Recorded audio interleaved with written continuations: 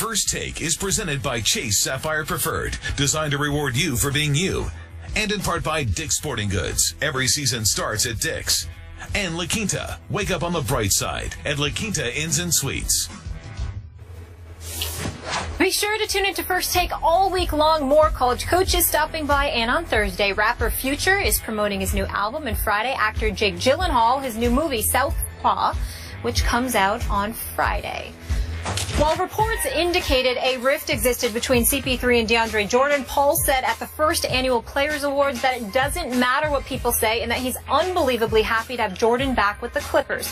CP3 said DeAndre's like his big little brother. Stephen A., are you buying all is right with those two? I'm buying all is right. I'm not buying that all was right. They needed to talk. They needed to hash things out. Chris Paul swears that he wasn't aware that there was a problem. As far as he was concerned, it wasn't true. But DeAndre Jordan is a sensitive lad. It was overblown to some degree, but they butt heads. At the end of the day, Chris Paul was trying to win. He's a pit bull. And if you're shooting 39% from the free throw line but leaving practice early, Chris Paul's going to have a problem with that. But Blake Griffin, everything he said in that article was absolutely on the money. And they are friends. I'm sure there was some clearing of the air, some I really love you, man, I really love you, man. But you know and I know, by January, February, Chris Paul will still get on DeAndre, and DeAndre won't love it, even though he will deserve it, because he always deserved what Chris Paul said to him. Chris Paul is a great point guard, and he's trying to win. He's going to get on you if you ain't giving it all. Back here tomorrow, 10 a.m. on The Deuce. Thank you so much for hanging with us, and have a fantastic day.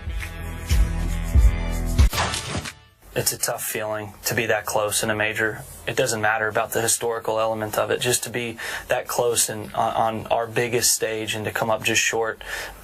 You know, how many chances do you get? I believe I'll have plenty of opportunities like I did today.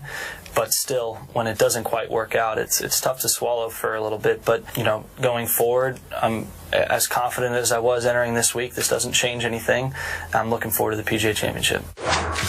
In case you missed it, Jordan Spieth was trying to win his third consecutive major this year at St. Andrews, something that hasn't been accomplished in over 50 years. His historic run cut short when he finished one shot out of the playoffs. Zach Johnson instead hoisted the claret jug. However, 2 majors at the age of 21, still nothing to sneeze at, and one Tiger Woods had 14 majors at the age of 39. When it's all said and done, who wins more majors, Stephen A.? I'm going to go with Jordan Spieth. Really? Listen, first of all, Tiger's been looking awful. We all know this. People want to point to, I had a call on my radio show, Sirius XM Mad Dog Sports Radio, 1 to 3 Eastern Time every weekday. Channel 85. Channel 85. Channel 85, even though they're about to switch Channel 82 in about a month or two. But we're getting into that later. 85 for now. 85 for now. Here's the deal. When you look at Tiger, his greatness cannot be denied. 79 titles, 79 tournament wins, 14 majors. It is what it is. He was nothing short of spectacular, but he seems to be a shell of himself. In order for him to get it back, you have to assume 3 things. Number 1, his head case issues will be completely resolved. Number 2, his health issues will be completely resolved. Okay? And number 3, that age and attrition, a.k.a. Father Time, will be defeated. Who's beating Father Time? I can't see it. Now, this is the sport of golf. People have won beyond the age of 30, beyond the age of 40. I'm not saying that. I'm saying, did they come up from the abyss of where he's at? I don't believe so. So that's point number 1. Point number 2, when we look at Spieth, this is where things get interesting for Spieth. Watching him yesterday, Skip, the 50-foot putt on 16, it was spectacular. Then he turned around and bogeyed 17. I was doing play-by-play on my radio. Wait, you were doing Stephen A. Smith doing play-by-play of golf on his radio show? You know, Skip, I got to get a tape. Skip, I got to get your link. You'd have been proud of me. You'd have been proud of me. I'm trying to tell you. I was doing play-by-play. This is unbelievable. I loved every moment. Actually, I was really enjoying myself doing it. It was a lot of fun. It could be straight comedy, too. It could be. It could be. We should post it on Funny or Die, right? Combination of both, but the difference is it wasn't like I didn't know what I was talking about because I was watching, and obviously I've learned so much of the game from you, so I'm good. I'm straight. You. I'm straight. But the point is that watching this stuff, watching it unfold, here's what I love about Spieth. His skill set can't be denied. But what I really like about him is that the quality of his game elevated the more ticked off he got. Yep. And then he had tied Leishman, you know, and Zach Johnson on the leaderboard, both 15 under before he bogeyed. He did. Okay. What I'm saying is I'm watching this stuff unfold, and I'm like, wait a minute. He's already got 2 majors. He's going for history here, trying to get 3 in a calendar year. Nobody has done it since Ben Hogan in 1953. You know, nobody has ever done it in a calendar year. And on top of it all, in terms of the Grand Slam of golf, only 5 people in the history of the game have done it, period. And none of them have done it in a calendar year. So all of this stuff is creeping up. And here is Spieth just going methodically about the business of doing what he does. That impressed me. And that shows the mental fortitude, not just the skill. Then we have to take into account that although he's 21, and we don't want to be presumptuous in terms of what his behavior may be, because he is a young man, single, free to do what he wants to do and shouldn't be judged in any other way. But he has a long-time girlfriend. But yeah, he has a long-time girlfriend. I'm simply saying that one would assume, based on all we've heard about him, that he's pretty level-headed. So if he's pretty level-headed, then the only question is, can he stay healthy? Because his game ain't going to go anywhere. Tiger Woods is the one who changed his coach. He's got 4 different coaches, maybe on a 5th after if he gets rid of Como. He's changed his swing on numerous occasions. He's changed his club on numerous occasions. It's a back injury. It's a knee injury, etc. Spieth doesn't have these issues. So if he stays healthy, then to me, he's 21. He's 21 with 2 majors, might have a 3rd by next month. I'm like, wait a minute. He's got nothing but time on his side. And so now if he were 30, I would say no way. But the fact that he's 21 just getting started. Yeah. I'm like, wait a minute, it's 4 majors a year. What's the problem? You talk about 4 majors. I mean, do the math. You understand what I'm saying? 4 times 18. You know, you got or 19. Go to 40. For 19 or whatever. 76. You got 72 to 76 opportunities. You know, to win 12. He can't do that. Yes, he can. And Nicklaus won the Masters at 46. Yes, he can. You might win another one after 40. I'm just looking at it and I'm like, hey, it's very possible. Okay. Very possible and far more reliable. If you bet your money, it's far more reliable to bet on Spieth than it is on Tiger at this juncture.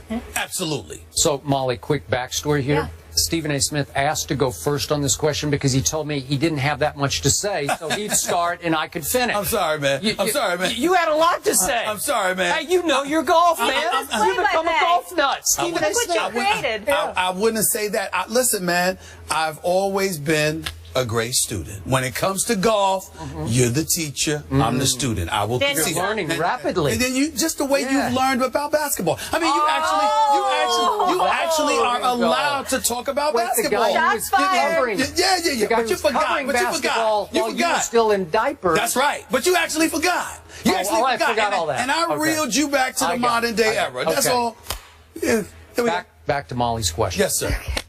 I also believe that Jordan Spieth will win more majors than Tiger. I'm going to presume Tiger will not win another major. Are you ready to go there? Yes. Okay, I'm saying no more majors. Yeah. 14 finished. And yet, I think it's going to be difficult for Jordan Spieth to win 13 more majors to get to 15. That is no done deal.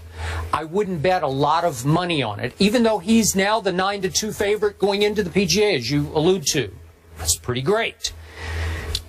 So doing that math, if we take the next 19 years up to age 40 times 4, that's 76. So he would have to win 13 majors in 76 attempts. Got you. That's given, as you point out so accurately, health, on and off the course, mental and physical health. Right. You know, you can't have any tragedies in your life, and we all have something go wrong. You can't have any scandals. You can't, and we would bet on him because he's shown us he's a really good kid so far. Right? Can I ask you a real quick question before we go? Skip Bayless, when we talk about the mental aspects of the game, what sport do you find it to be most important in? I never thought about golf. Mental toughness? I'm just talking about the distractions and all of it, just life. I never thought about golf until Tiger. Ever. Play-by-play. Yeah. I don't know. Now you do play-by-play. Okay, now I ask you, what is the most important aspect of dominating golf? It's not hitting it off the tee. I'm going to go back to the oldest cliche in golf. You drive for show, but you putt for dough. Right. Okay, so it's putting. What did Tiger Woods do most dominantly during his? He was an all-time great putter. 6 feet and in, Tiger was shockingly money. Like, that's hard. Those 6-footers are just, that's the hardest putt for me, I know. Those are the ones I gag the most.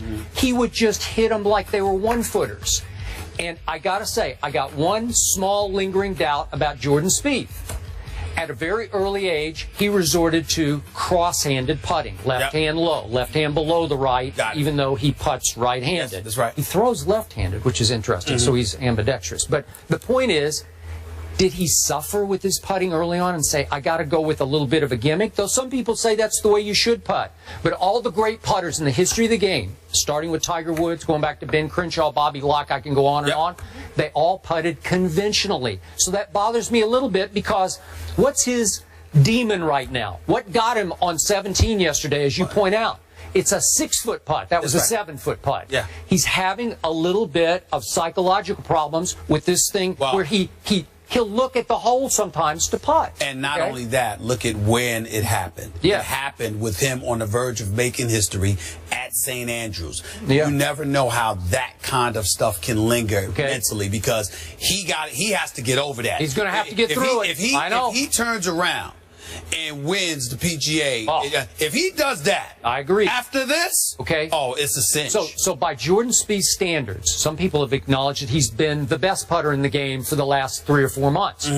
He was awful with the flat stick at St. Andrews. He had 5 free putts in round 2 when he shot even par. Yesterday he had the 4 putt. He had a double bogey on 8. That should have ended him. But what happened? He came back. Resilience. He bounces back as hard as anybody I've ever seen. And he makes the 60-footer you talked about on 16. And I thought he's going to win this thing. That's when I thought. I actually screamed on the radio. And by the way, his putt on 18. It was just an inch away from the Valley of Sin. That's how close he came to a playoff. So given all that, I still think he's going to be right in the mix on a whole lot of majors, and I think he will pass Tiger. Okay. We agree. All right, let's give Zach Johnson a little love, though. Congrats to him. Congrats to him. Hey, walking to now the we desk got a golfer. Is someone who knows a lot about winning SEC royalty. South Carolina head coach Steve Spurrier joins the desk when we return. I love when this man comes here. He can putt. Hey, he can strike it. He can strike it. How you doing, Coach? Stephen A. Good to see you. Okay, hey, Coach, nice to meet you. Good seeing you.